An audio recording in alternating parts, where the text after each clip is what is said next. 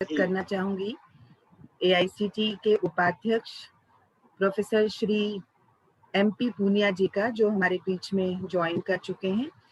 तो एमपी पूनिया जी का परिचय कराते हुए मैं सभा को बता देना चाह रही हूँ कि सर की पृष्ठभूमि तो एक शिक्षक के रूप में सर ने शुरुआत की थी, लेकिन आज एक लंबे कार्यकाल के बाद एआईसीटी को सक्षम नेतृत्व दे रहे हैं और अपने नवोन्मेष और प्रयोगों के माध्यम से एक दृढ़ आधारशिला भी रख रहे हैं।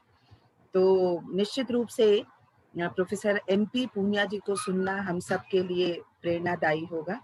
तो पूनिया सर, आपका हृदय से स्वागत करते हुए हम सभी हर्षित हैं और आपको आमंत्रण देती हूँ कि सभा को अपने विचारों से अवगत कराएं। पूनिया सर, नमस्कार बहन, बहुत बहुत धन्यवाद। आज मेरे को मौका मिला और इतने बड़े विशेष कार्यक्रम में भाग लेने का मौका मिला। और पहली बार मैंने देखा कि आनंद संस्थान भी हो सकती है। मध्य प्रदेश शासन की जो ये आनंद संस्थान के परिवार के सभी सदस्यों को मेरी बहुत बहुत शुभकामनाएं। ये अपने आप में एक बहुत बड़ा अनूठा उदाहरण है।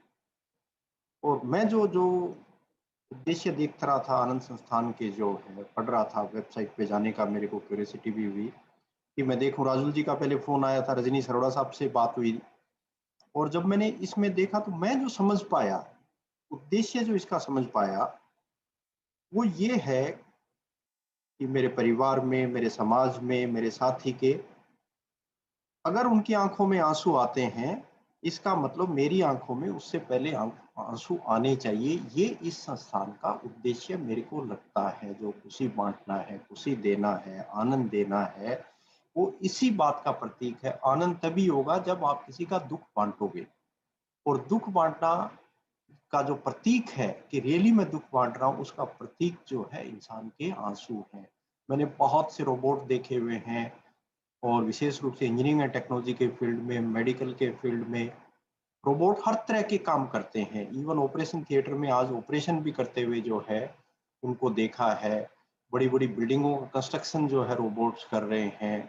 रोबोट्स पूरे घर की साफ सफाई का पूरा मैनेजमेंट कर रहे हैं, ऑटोमेशन का काम कर रहे हैं। लेकिन मैंने किसी भी रोबोट के आंखों में आज तक आंसू नहीं देखे हैं, उनके अंदर भावनाएं नहीं देखी है किसी रोबोट के अंदर। तो सबसे बड़ा उद्देश्य जो मेरे को लग रहा है आनंद संस्थान का, जो मानव रोबोट के तरह से परिवर्तित होता जा रहा है, रोबोट का रूप लेता जा रहा है, पत्थर दिल होता जा रहा है, शायद उस मानव को, वास्तविक मानव की क्या जिम्मेदारियां हैं अपने अपने खुद के प्रति, सबसे पहले तो अपने परिवार के प्रति, अपने समाज के प्रति, पूरे जगत के प्रति उसकी क्या भागीदारी है, क्या हिस्सेदारी है, क्या वो कंट्रीब्यूट कर सकता है, क्या उस समाज की उससे क्या संभावनाएं हैं, एक्सपेक्टेशन क्या है।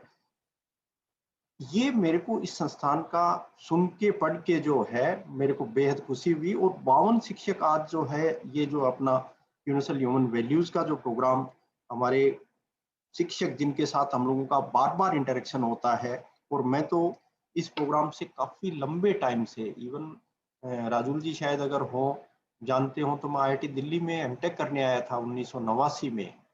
और मेरे जो यहाँ पे एमटेक के गाइड थे प्रोफेसर ऋषिराज गौड़, अभी उनका कोरोना की वजह से देहावसान हो गया। तो वो उस समय भी 89 में भी जो है इस काम को आगे बढ़ाने में, और उस टाइम के विद्यार्थी में आज के टाइम के विद्यार्थी में तो और ज्यादा फर्क हो गया है। उस युवा के सोच के अंदर बहुत ज्यादा फर्क हो गया है। तो उस 1989 में भी वो इस चीज के लिए चिंतित थे कि भारतीय विद्यार्थी को हमारी जो जो जो सामाजिक परंपराएं, हमारा जो समाज की प्रतिष्ठा, हमारे जो देश की प्रतिष्ठा जिस तरह से थी, सदियों से थी, उस प्रतिष्ठा के अनुरूप जो है इस विद्यार्थी को कैसे डाला जा सकता है। वो उस टाइम भी चिंतित थे। उन्होंने 2 साल की छुट्टी ली थी, और एक साइंस एंड ह्यूमनिज्म के ऊपर उन्होंने सबसे पहले किताब लिखी थी, जो हर विद्यार्थी को पढ़ने का मौका मिले कि उनका समाज के अंदर उनकी क्या भूमिका है। इस बात के लिए तभी से चिंतित थे।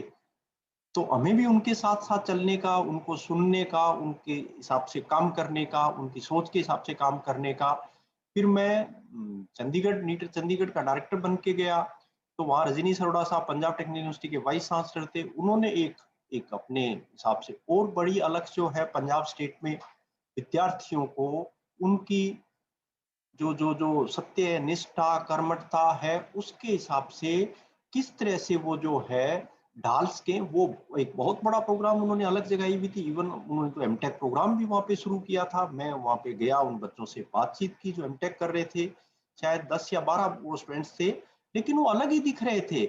उनका पहनावा, उनका खान पान, उनकी सोच, उनके चेहरे पे जो चमक, उनके जो ललाट की प्रतिभा, वो अपने आप में अलग ही थी। उनके अंदर जिस तरह से दुनिया जो है इस मेटलिस्टिक जिस तरह से होती जा रही है, ऐसे भाव उन बच्चों के नहीं थे, उनके भाव अलग तरह के ही थे। तो मेरे को बहुत अच्छा जो है लगा, और जुड़ने का, उन बच्चों से भी जुड़ने का मौका मिला, रजनीश अरोड़ा साहब से, क्योंकि वहाँ के ये जो है कुलपति थे, उनसे जुड़ने का मौका मिला, उनके साथ और कदम से कदम बढ़ा के आगे चलने का मौका मिला। फिर जब मैं एआईसीटी में यहाँ पे वाइस चेयरमैन बन के आया, और क्योंकि मैं शिक्षक हूँ, मैं जानता हूँ कि विद्यार्थी की आज जरूरत क्या है।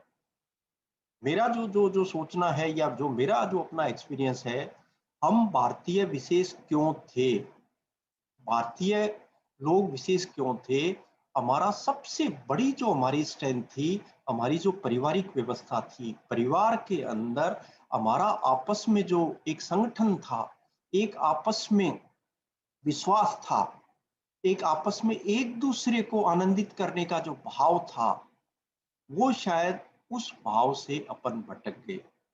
हमारी पारिवारिक व्यवस्था के अंदर सबसे बड़े शिक्षक हमारे, जिसको गुरु कह रहे हैं, आपका जो जो आनंद संस्थान के अंदर साधारण शिक्षक को आपने इंपॉर्टेंस नहीं दी, आपने गुरु को दी है, जो अंधकार से जो है रोशनी की तरफ लेके जाता है। हमें अंधकार से रोशनी की तरफ से लेने वाले सच्चे अगर गुरु जो थे, वो हमारे परिवार के मुखिया, हमारे दादा दादी थे। और सबसे बड़ा हमारा भारतीय समाज विशेष रूप से इसलिए अलग था कि हमारा जो संगठन, पारिवारिक संगठन था, वो बहुत मजबूत था, और मजबूत गुरुओं के हाथ के अंदर था। सबसे बड़ी अगर हमारी कमजोरी रही है, शायद जिसके लिए आज ये अपने आनंद संस्थान शुरू करने की जरूरत पड़ रही है, या हम जो है ये सार्वभौमिक मूल्यों की आज जो बात कर रहे हैं, बच्चों को देने की बात कर रहे हैं, शायद उस पारिवारिक व्यवस्था के अंदर इन चीजों की जरूरत नहीं थी। क्योंकि वहां का हर जो एक्ट था, सुबह से रात तक सोने तक का एक्ट, जगने से लेकर रात को सोने तक का जो एक्ट था, वो हमारे उन बुजुर्गों के, उन दादा दादी के नेतृत्व में था। तो सारी चीजें अपने आप, जो वो संस्कार आ रहे थे, अपने आप आ रहे थे। तो हमारे से जो भूल हुई सबसे बड़ी, मेरे को जो लगता है, या मेरे को जो कष्ट लगता है, सबसे बड़ा ये लगता है कि हमने उन बुजुर्गों का जिस तरह से सम्मान होना चाहिए था, आज जो पश्चिमी सभ्यता का प्रभाव हमारे पे आया, या ब्रिटिशर्स का हमारे पे प्रभाव आया, हमारी जो स्ट्रेंथ थी, ओरिजिनलिटी थी, वो स्ट्रेंथ हमने खो दी, वो ओरिजिनलिटी खो दी। मैं बीच में मैं बता रहा था, मैं चंडीगढ़ में मैं डायरेक्टर था भारतीय जो जो जो शिक्षक प्रशिक्षण संस्थान है, उसका मैं निदेशक था। चंडीगढ़ में पंजाब का और लोगों से जो है मिलना जुलना होता था। पंजाब के लोग सबसे ज्यादा माइग्रेट हुए हैं पश्चिम की तरफ, और वहां पे परिवारों पे प्रभाव पड़ा, वो और ज्यादा पड़ा। अपने शायद मध्य प्रदेश में इतना नहीं दिखेगा जितना इन हिस्सों में, जहाँ पे इस तरह का पश्चिमीकरण आया। चंडीगढ़ जैसी जगह में मैं अगर आप आज एक ज्वाइंट फैमिली की परिभाषा दूं, एक संगठित परिवार की अगर मैं परिभाषा दूं, तो अगर पति पत्नी आराम से साथ में रह रहे हो, तो वो एक ज्वाइंट फैमिली है। इतना हमने टुकड़ों टुकड़ों टुकड़ों टुकड़ों टुकड़ों में तोड़ दिया। पति पत्नी से छोड़ के नीचे तो परिवार हो ही नहीं सकता, अगर वो ही साथ में नहीं है तो परिवार ही नहीं है। तो ज्वाइंट फैमिली की डेफिनेशन यहाँ तक आ गई कि पति पत्नी अगर आराम से साथ में रह रहे हो, तो वो जो है ज्वाइंट फैमिली है। अब जब अपने दादा दादी को खो दिया, माँ बाप के पास टाइम नहीं है, तो ये हमारा युवा है, जो हमारा बच्चा है, जिनसे उम्मीदें हैं। और हम ये कहते हैं कि भारत देश की सबसे शक्ति हमारे युवा है। 50% जनसंख्या जो है 25 साल से कम उम्र के हैं। अगर इन युवाओं को अपन सही दिशा नहीं दे पाए, अगर ये रोबोट बन गए हमारे युवा, इस वजह से कि हम उनको उचित संस्कार नहीं दे पा रहे हैं, क्योंकि हमारा जो एक संरक्षण जो परिवार को या बच्चे को होना चाहिए था, वो संरक्षण देने वाले तो है ही नहीं।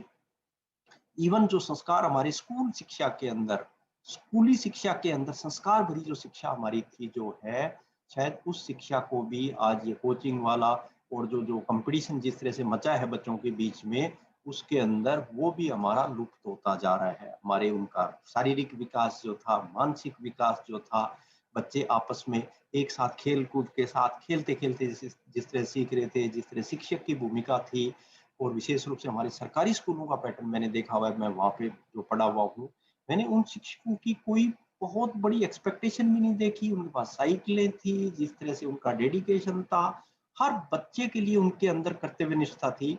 इवन मेरे को एक शिक्षक जो है स्कूल के शिक्षक का याद आता है, वो काफी बार हमें पीटते भी थे। पीटता वही है जिसका अधिकार हो, अदरवाइज नहीं पीट पाएगा। कैसे पीट पाएगा? जब वो पीटते थे, मेरे को अभी भी ध्यान आता है कि वो डंडा जो है ना बीच में से पकड़ते थे, एक साइड से पकड़ के नहीं पीटते थे, वो बीच में से पकड़ते थे। अब मैं कई बार ये सोचता हूँ कि जब वो हमारी पिटाई करते थे तो बीच में से क्यों पकड़ते थे? मेरे को ये क्लियर होता है कि जब वो हमें मारते थे बीच से पकड़ के डंडे से, तब उनके खुद के भी लगती थी, और शायद वो इसलिए इस तरह करते थे, उनको लगता था कि इस बच्चे को मेरे को पीटना इसलिए पड़ रहा है कि मैं उसको उचित संस्कार नहीं दे पाया, तो उनको खुद को भी सजा मिलनी चाहिए। इस तरह के शिक्षक हमारे पास में थे, जहाँ पे प्रतिस्पर्धा थी, लेकिन प्रतिस्पर्धा दूसरों से नहीं, स्वयं बच्चे के अंदर ही थी। दूसरे को नीचा दिखाने के लिए प्रतिस्पर्धा नहीं थी। और आपके संस्थान का जो सबसे बड़ा जो मैंने जो एक विजन देखा है, जो आपका सबसे बड़ा स्टेटमेंट वेबसाइट पे जो लक्ष्य आपने जो निर्धारित किया हुआ है, वो है प्रतिस्पर्धा से ही परिणाम निकलते हैं, ये भ्रामक है। सबसे बड़ी बात आपने कही है कि प्रतिस्पर्धा से ही परिणाम निकलते हैं, ये भ्रामक है। किसी व्यक्ति से आगे निकलने की इच्छा आपको उस व्यक्ति की क्षमता तक सीमित रखते हैं। उसकी कितनी कैपेसिटी, उतना सा ही आप बढ़ पाओगे।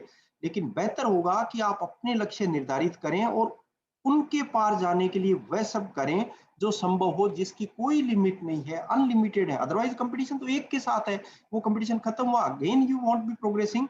तो ये जो लक्ष्य आपने इस संस्थान ने रखा हुआ है, जिस भी जिस भी व्यक्ति ने ये लक्ष्य निर्धारित किया है, वो बधाई के पात्र हैं निश्चित रूप से। और ऐसे व्यक्तियों को आज समाज के अंदर बहुत ज्यादा बड़ी जरूरत है। प्रतिस्पर्धा की बात अभी मेरे को याद आ रही है, मैं एक उदाहरण पढ़ रहा था पिछले दिनों। कोई एक किसी रेस का उदाहरण था, एक दौड़ चल रही थी, कुछ 5000 मीटर की दौड़ चल रही थी जो है, और दौड़ करीब करीब अपने जो है फिनिशिंग लाइन तक जाने वाली थी, इस तरह से जैसे खत्म होने वाली थी। सबसे आगे उसके अंदर एक नाइजीरिया का खिलाड़ी चल रहा था, और उसके पीछे जो है स्पेनिश था। और ये क्लियर था उसके अंदर कि नाइजीरियन खिलाड़ी ही जीतेगा। मतलब इस तरह की रेस थी, इस तरह से गैप उसमें क्रिएट हुआ था।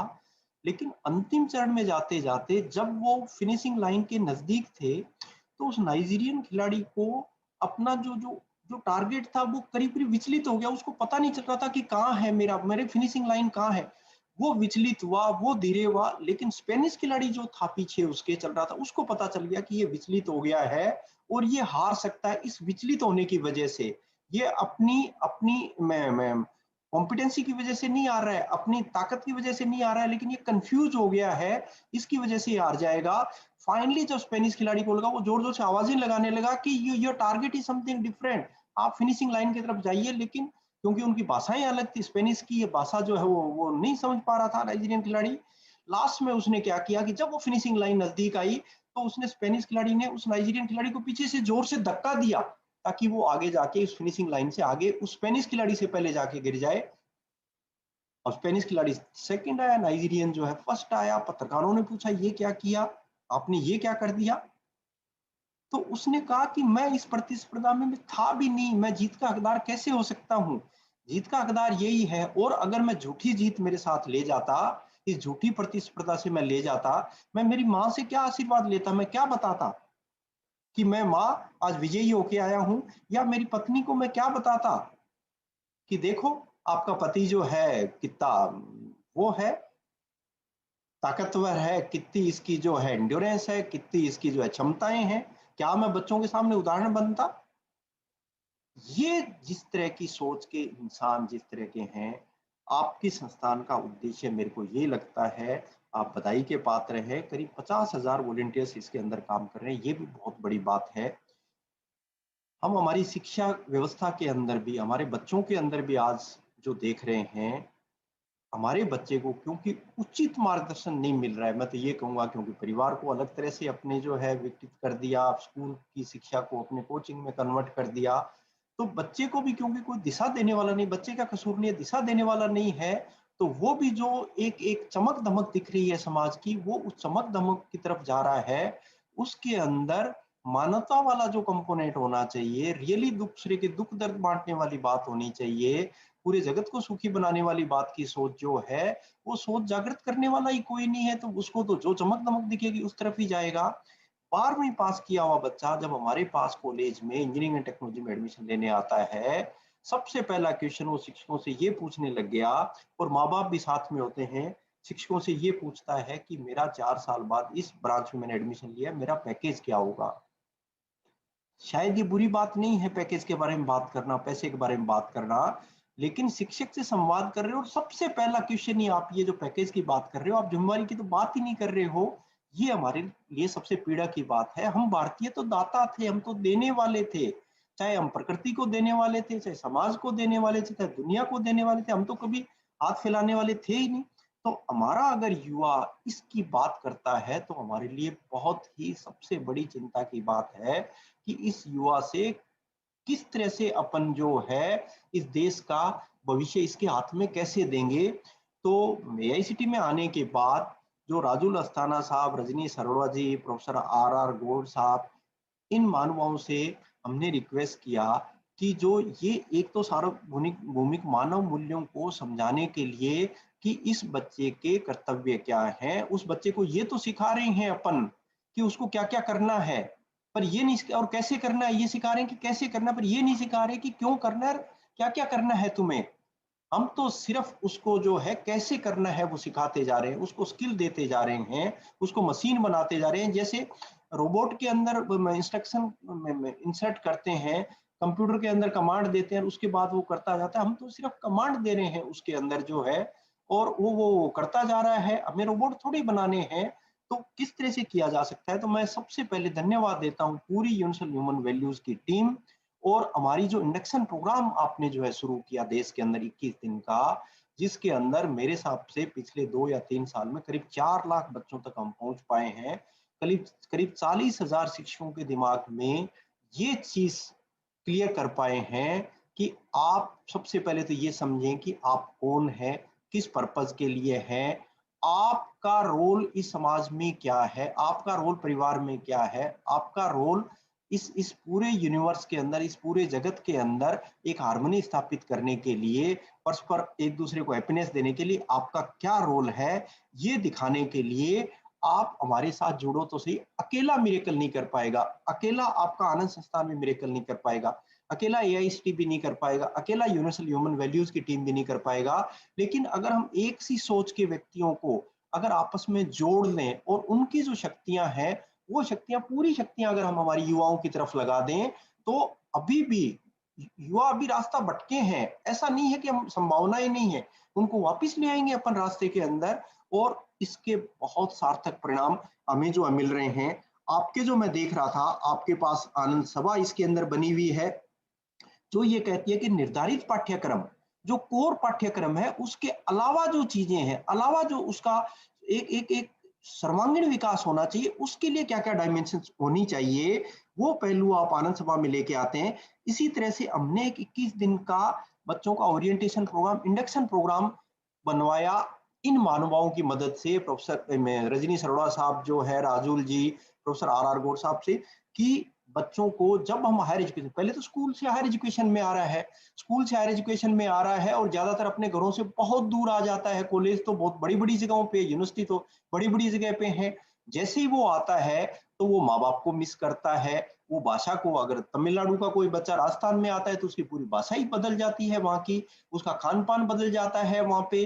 जब घर से दूर आता है तो उसको होम सिक भी होती है, वहां पे आके जब प्रोफेशनल कॉलेज में आता है तो कई बार रैगिंग के भी जो है उदाहरण मिलते हैं, फाइनेंशियल प्रॉब्लम्स भी आती है, तो वो अपने आप को बिल्कुल अकेला महसूस करता है।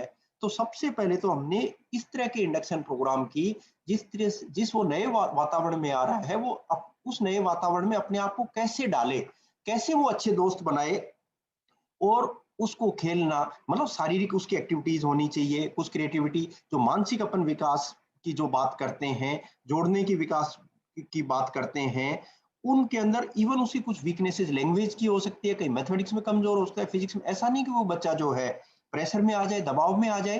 तो हमने एक 21 दिन का इंडक्शन प्रोग्राम उस वातावरण में वो अपने आप को डाल पाए, ऐसे वातावरण को बनाने की कोशिश की। और लेकिन उसके लिए पहले शिक्षक तो होने चाहिए। बच्चों को बिना पढ़ाए हुए 21 दिन तक बिजी रखना भी अपने आप में एक बहुत बड़ा जो है वो काम है। तो 21 दिन किस तरह के खेल खिलाएंगे, किस तरह की क्रिएटिव एक्टिविटीज जो है कराएंगे, किस तरह की उसके अंदर जो पोटेंशियल है पूरा का पूरा, चाहे लिटरेसी से, मैं लिटरेरी एक्टिविटीज के थ्रू है, चाहे चाहे उसकी प्रोफिशिएंसी, मैं कह रहा हूँ लैंग्वेजेस में अगर कहीं दिक्कत है, सब्जेक्ट में कोई दिक्कत है, तो क्या ऐसे समाज के ऐसे समर्थ लोगों के साथ जोड़ा जा सकता है? क्या वो समाज उपयोगी कार्यों के बारे में कुछ सोच सकता है? क्या वो ये सोचने के लिए भी वातावरण बनाया जा सकता है कि वो इस टेक्निकल एजुकेशन में क्यों आया है, 4 साल बाद वो कैसा दिखेगा, उसको क्या कर्तव्य निभाने होंगे, और वो सोशली रेलिवेंट कैसे हो सकता है? तो ये 21 दिन का प्रोग्राम 8 हमने अलग अलग टुकड़े, उसमें यूनिवर्सल ह्यूमन वैल्यूज का भी हमने एक कंपोनेंट उसके अंदर जो है जोड़ा है। तो अपने आप में एक बहुत बड़ा काम हमारी यूनिवर्सल ह्यूमन वैल्यूज की टीम ने बनाया। आपका एक आनंदम प्रोग्राम भी मैं देख रहा था, जिसको नेकी की दीवार कह रहे हैं। कोई आवश्यकता के अलावा जो चीजें पड़ी हुई है मैं मेरे पास क्यों रखूं, मैं क्या करूंगा जो है। तो वो बार जो है खुली जगह में दीवारों पे वो लेके आ रहे हैं, और जो नीडी लोग हैं उसको लेके जा रहे हैं। ये भी है, आप आनंद उत्सव मना रहे हैं। जो हमारे खेल, गीत, संगीत जो है जो थे उनको जीवित रखने के लिए, और उसके अंदर भी कंपटीशन नहीं है, प्रतिस्पर्धाएं नहीं है, आपस में जोड़ने के लिए है, लोगों को समझने के लिए है। ये भी अपने आप में एक बहुत बड़ा जो है काम किया जा रहा है। तो जिस तरह से हमारा इंडक्शन प्रोग्राम शिक्षकों को तैयार करना, विद्यार्थियों को तैयार करना, ऐसे ही आप समाज के अंदर उस तरह के अलग से गा रहे हैं, जागरूकता लेके आ रहे हैं। तो ये अपने आप में एक बड़ा काम हो रहा है। हमने एक पूरा सब्जेक्ट बनाया जो तीसरे सेमेस्टर में पढ़ा रहे हैं, जिसको अपन यूनिवर्सल ह्यूमन वैल्यूज कह रहे हैं। उसके अंदर बच्चे को अपनी भूमिका समाज के अंदर क्या होनी है, किस तरह से समाज उपयोगी बनना है, उसके बारे में पढ़ाया है। और आपकी गतिविधियों में एक एक जो इसका जो जो आप, मैं आनंद आनंद सभा का देख रहा था गतिविधि, इसमें एक क्षमा करने के महत्व के बारे में भी पढ़ाया जा रहा है। जो सबसे बड़ी खुशी, सबसे बड़ी स्ट्रेंथ अगर इंसान की हो सकती है, किसी को अच्छे काम के लिए क्या वो बड़ाई कर सकता है, क्या अप्रिशिएट कर सकता है क्या, और किसी की गलती पे क्या क्षमा कर सकता है क्या, ये जिस मानव में 2 गुण होंगे वो अपने आप में अलग ही होगा। एक छोटा सा उदाहरण मैं देता हूं। 2 दोस्त थे और कहीं वो डेजर्ट में जा रहे थे, चलते जा रहे थे। चलते जाते जाते उस डेजर्ट के अंदर कहीं पे उनका छोटी सी बात पे झगड़ा हो गया। 2 में से एक ने दूसरे के थप्पड़ मार दिया। एक दोस्त ने दूसरे दोस्त के थप्पड़ मार दिया उस डेजर्ट में चलते चलते जो है। जिसके थप्पड़ लगा उसने वहां पे मिट्टी पे लिखा, उस रेत में लिखा, अपनी अंगुली से लिखा कि आज मेरे सबसे अच्छे दोस्त ने मेरे थप्पड़ मारा। और ये लिख के वो जमीन पे, और दोनों फिर साथ चलने लगे। चलते गए चलते गए चलते गए, जो भी संवाद जो भी उनके बीच में होता रहा, जिस तरह से भी चलते चलते वो कहीं एक एक तालाब के पास पहुंच गए।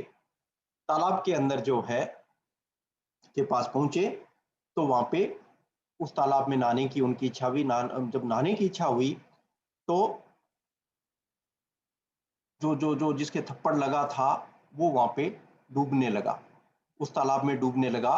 तो जिसने थप्पड़ मारा था उसने उस बच्चे को वहां पे बचाया, उस तालाब के अंदर बचाया, डूबने से बचाया, और बाहर लेके उसको आया। जैसे ही वो ठीक हुआ, उसने एक वहां पे बड़ा सा पत्थर पड़ा हुआ था तालाब के किनारे, उस पत्थर पे लिखा कि आज मेरे सबसे अच्छे दोस्त ने मेरी जान बचाई। पहले तो देखो उसने मिट्टी पे लिखा था, रेत पे लिखा था कि मेरे सबसे अच्छे दोस्त ने मेरे थप्पड़ मारा, लेकिन जब जान बचाई तो उसने उस पत्थर पे लिखा कि आज मेरे सबसे अच्छे दोस्त ने मेरी जान बचाई। उस साथी ने पूछा कि यार ऐसा क्या, जब मैंने थप्पड़ मारा तो आपने रेत पे लिखा, जब मैंने आपको जान बचाई आपने पत्थर पे लिखा है। उसने कहा कि मिट्टी पे लिखने का मतलब ये है कि जैसे हवा का झोंका आएगा वो सारी चीजें उड़ जाएंगी, वो सब चीजें माफ हो गई जो गलती हुई, मेरे थप्पड़ मारा, लेकिन आपने जो अच्छा काम किया उसको मैंने पत्थर पे लिखा है। और लोग भी जो है इस चीज को देखेंगे, पीढ़ियां इसके अंदर देखेगी कि दोस्त दोस्त की जान कैसे बचा सकता है। ये क्षमा करने की भावना है। और आपका की गतिविधियों में मैंने देखा कि ये सबसे बड़ी गतिविधि मेरे को लगी कि आप ऐसे संस्कार दे रहे हैं कि आप जो है कैसे क्षमा कर सकते हैं, कैसे बड़े बन सकते हैं। और एक और आप जो है उसके अंदर कर रहे हैं कि दूसरों के लिए मिसाल कैसे बन सकते हैं, दूसरों को किस तरह से मदद कर सकते हैं, ऐसे विचार कैसे आ सकते हैं। एक छोटा सा उदाहरण मैं और देता हूं। एक बार एक हॉस्पिटल के अंदर दो पेशेंट एडमिट थे। एक पेशेंट अनजान थे, एक दूसरे को जानते नहीं थे। एक पेशेंट जो था अस्पताल के अंदर, उसका बेड लगा था विंडो की साइड में, खिड़की की साइड में बेड लगा हुआ था। दूसरा पेशेंट उससे थोड़ी सी दूर पे था।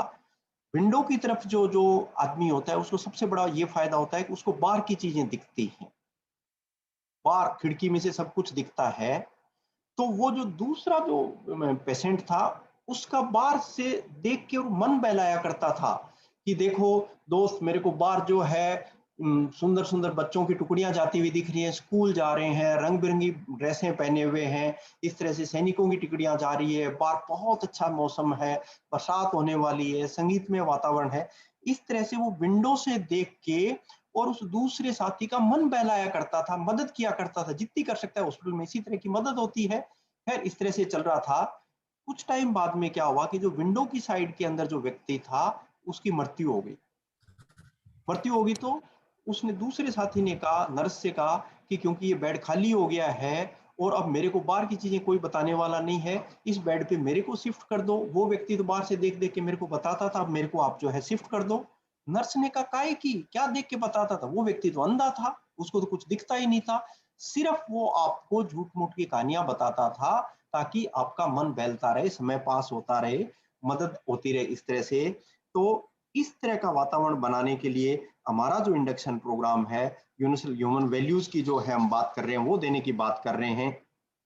वो बहुत बड़ा एक सपना है, बहुत बड़ा इसके अंदर जो है साकार होने की संभावनाएं हैं। और जिस तरह से ये कहा जाता है, योग कर्मेसु कौशलम, यानी कर्मों में कुशलता ही योग है।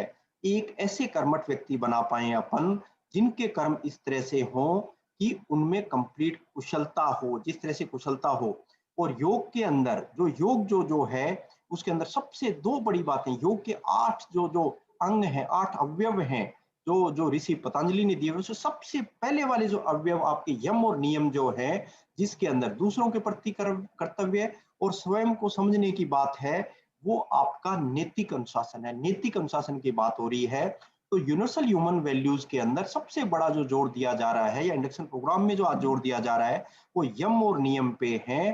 जीवन जीने के तरीके, जीवन जीने की संभावनाएं और दूसरों की मदद जो है, वो अपने आप में ही बहुत बड़ी बात है। जो नैतिक अनुशासन की बात हो रही है, जो शारीरिक क्रियाएं कराई जा रही हैं, जिसके अंदर आसन की बात है, जिसके अंदर प्राणायाम की बात है, जिसके अंदर प्रत्याहार की बात है, उसके अंदर हम जो है शारीरिक अनुशासन की बात कर रहे हैं। और साथ के धारणा, ध्यान और समाधि जो है, उसके अंदर हम मानसिक अनुशासन, मीन्स आपका जो नैतिक अनुशासन, आपका आपका शारीरिक अनुशासन और आपका मानसिक अनुशासन, तीनों को जोड़ने की बात हो रही है। और भाव व्यक्ति के किस तरह से व्यक्त हो, सिर्फ शरीर या जो दिमाग जो है वही सब कुछ नहीं है, आपका माइंड, आपके भाव, आपका जो जो जो जो कर्तव्य बोधता है, वो सबसे इंपॉर्टेंट है। और उस भाव की तरफ, उन भावों को उज्जवल कैसे बना सकते हैं, यही हमारा इसके अंदर उद्देश्य है। मैं पूरी टीम को, 52 जो जो सदस्य इसके अंदर हिस्सा ले रहे हैं, मैं सबको बहुत बहुत बधाई देता हूं। और आने वाला समय हमारे देश का होगा, भारत का होगा। ये जो जो वातावरण को हमने जो है खराब किया है, शायद इससे हम सबक लेंगे। ये कोरोना टैक्स भगवान ने, प्रकृति ने हमारे ऊपर लगाया है, उससे भी हमें जो है निजात मिलेगी। और आने वाले समय में इन युवाओं को हवा, हम जो जो जो मिट्टी और पानी जो है, इस धरती से हम लोग जो जाएंगे, सीनियर लोग जाएंगे, तो इन बच्चों को वैसी हवा, वैसा ही पानी, वैसी ही पृथ्वी जो है, जैसी हमें जन्म के टाइम मिली थी, वैसी हम दे के इनको जा पाए। ये ही मेरा सबसे बड़ा सपना है, यही हमारी कर्तव्य बोधता है। और इसी दिशा में आपकी संस्थान, आनंद संस्थान और यूनिवर्सल ह्यूमन वैल्यूज की टीम जो है अग्रसर है। मेरी बहुत बहुत शुभकामनाएं। जय हिंद, जय भारत। मेरे को समय देने, मौका देने के लिए बहुत बहुत धन्यवाद। बहुत ही प्रेरणास्पद वक्तव्य आपका पूनिया सर, और इस भावपूर्ण अभिव्यक्ति के लिए बहुत बहुत आभार भी। राजू भैया, आप कुछ कहना चाहेंगे? हम तो ये कहना चाहेंगे पूनिया जी कि हम एक स्टूडेंट के रूप में हैं, और हम लोग पूरा एक टीम जो है, कुमार संभव हैं जैसे अभी इसमें, जितेंद्र नरूला हैं, उमेश जी हैं, उपासना जी हैं, इस सब लोगों के साथ में मिलकर के हम लोग जांचने परखने का और जीने का काम कर रहे हैं। ये तो संजोग था और हम लोग की ये एक तरह से पहले मुलाकात हो गई, तो इसलिए आप हम लोग का नाम बार बार लेते हैं तो अच्छा तो लगता है, लेकिन थोड़ा सा ओवर इवैल्यूएशन से ऐसा लगता है। तो ये एक पॉइंट अप करना था। और दूसरा हमको ये कहना है कि आपका वक्तव्य जो था बहुत अच्छा था कि मानव बनाने का काम जो है, हम लोग रोबोट बनाने का तो बहुत कुछ कर लिए हैं, लेकिन मानव बनाने का काम हम लोग को अभी और तीव्रता से करना है।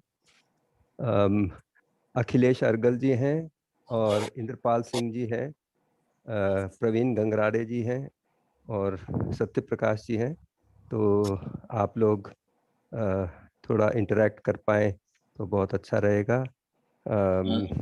ये लोग ने इतनी जिम्मेदारी से जो काम किया है पिछले 2016 से, वो प्रशंसनीय। तो आपने जो कहा बहुत अच्छी बात कही, तो आप लोग भी शेयर करिए। सर मैं प्रवीण गंगराड़े बोल रहा हूँ सर, राज्य आनंद संस्थान की तरफ से। सर प्रोफेसर एमपी पुनिया साहब को आप बहुत बहुत धन्यवाद। उन्होंने इतने कम समय में सर इतना मतलब राज्य आनंद संस्थान के बारे में, एक एक योजना के बारे में इतना विस्तार से सर अध्ययन किया है और उसके बारे में चर्चा की सर।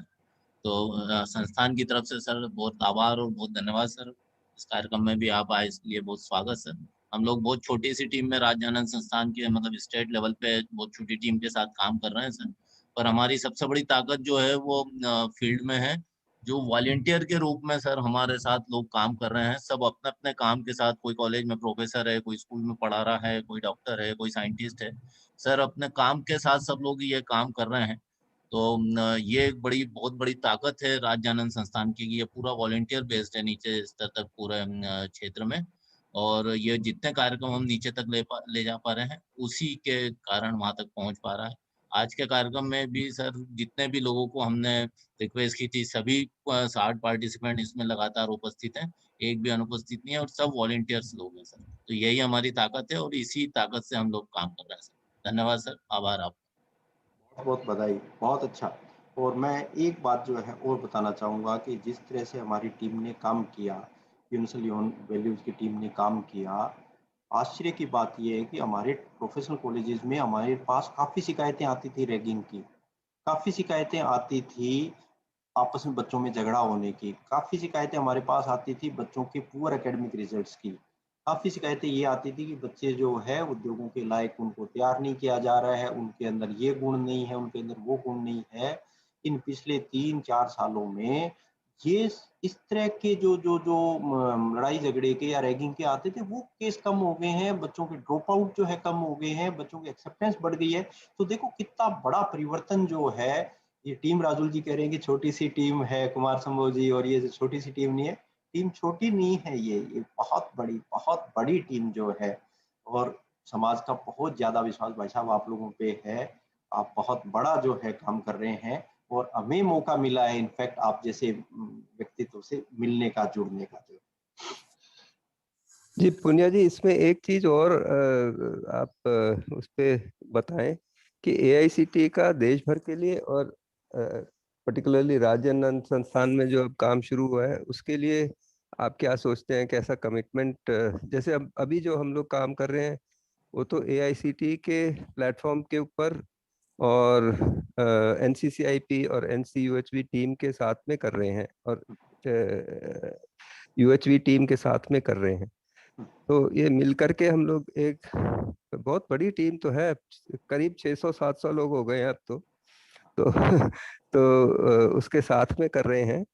तो उसके बारे में एआईसीटी का क्या कमिटमेंट बनता है, वो उसके बारे में भी कुछ दो शब्द कहिए। देखो निश्चित रूप से एआईसीटी तकनीकी शिक्षा को देखने वाली सबसे बड़ी देश में है। और हमारे पास आज 80 लाख बच्चे पढ़ रहे हैं, 80 लाख विद्यार्थी हैं।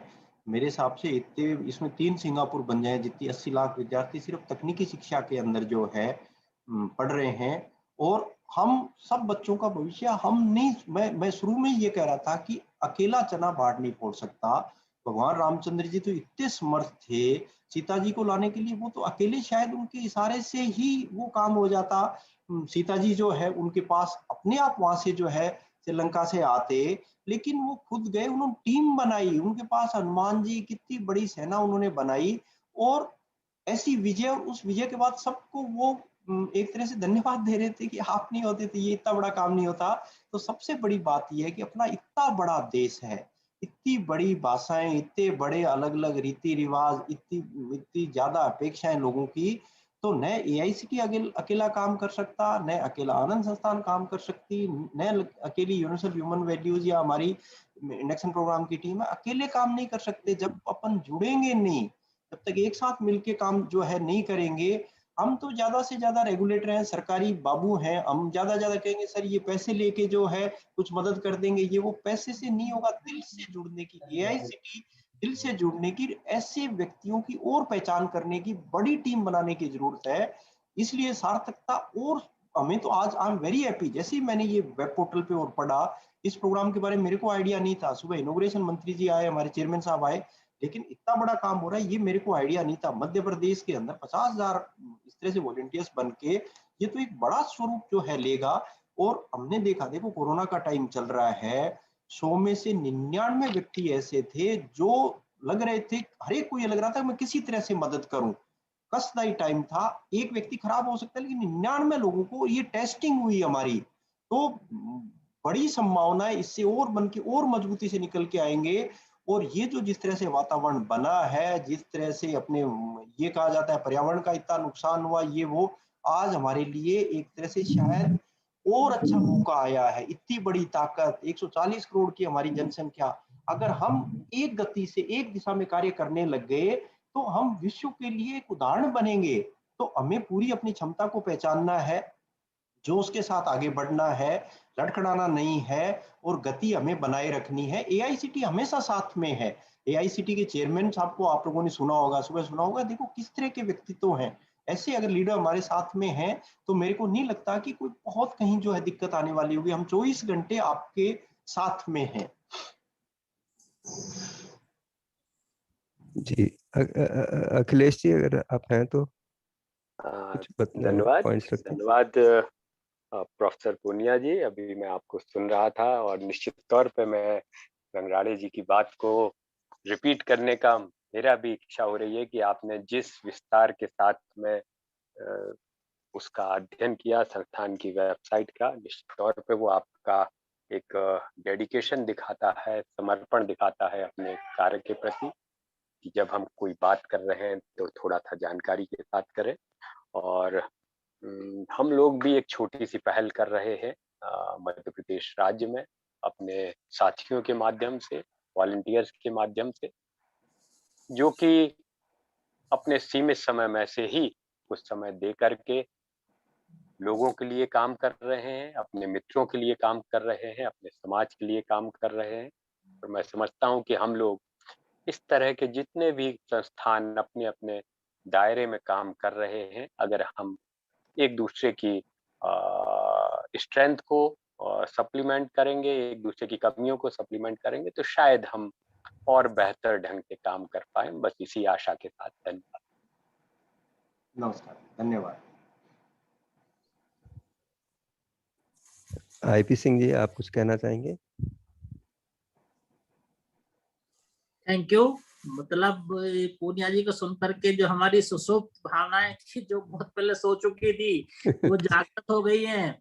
हमको इससे बहुत उत्साह और बहुत इंस्पायरिंग मिला है, और हमको हमारे बाल्यकाल से लेकर के और अभी तक का जीवन का एक प्रकार से मतलब वो एक उदाहरण बन गया है कि किस तरीके से हम लोगों की अपनी हुई है। उनकी बात बहुत ही महत्वपूर्ण और बहुत ही सार्थक थी।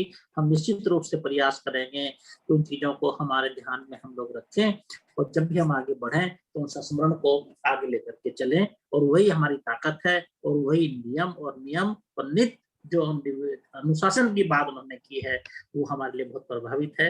हमारी कोशिश रहेगी कि राज्य आनंद संस्थान, एआईसीटी और यूएचसी मिलकर के जो सपना हम सब लोग मिलकर के देख रहे हैं उसको साकार करने में हमारी एक महत्वपूर्ण भूमिका हो सके, हमारे निश्चित रूप से ऐसे प्रयास रहेंगे। मैं बहुत बहुत धन्यवाद देना चाहता हूँ पूनिया जी को।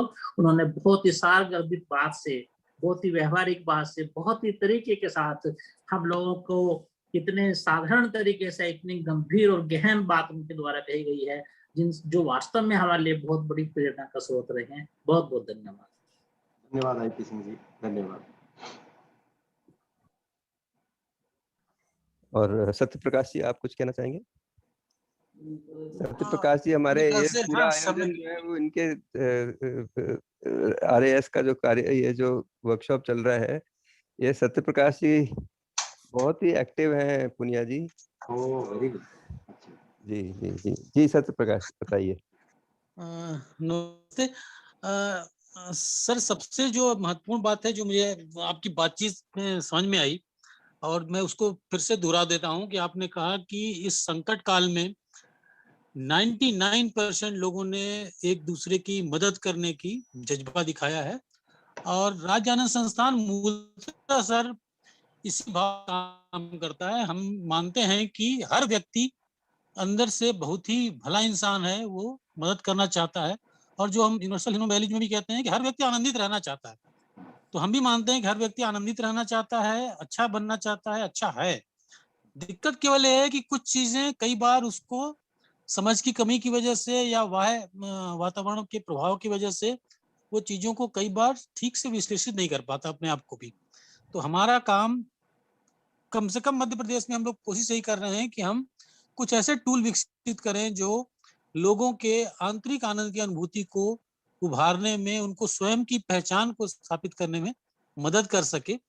तो जैसा आपने बताया, आपने हमारी वेबसाइट देखी है, तो हमारे लगभग सारे प्रोग्राम आप देखेंगे तो उसी डायरेक्शन में है कि हम मूल जो व्यक्ति है उसके अंदर की जो छिपी अंतरात्मा की आवाज है, उसके अंदर की छिपी जो आनंद है, उसको ढूंढने में कैसे हम मदद कर पाएंगे, इसके लिए हम प्रयास करते हैं।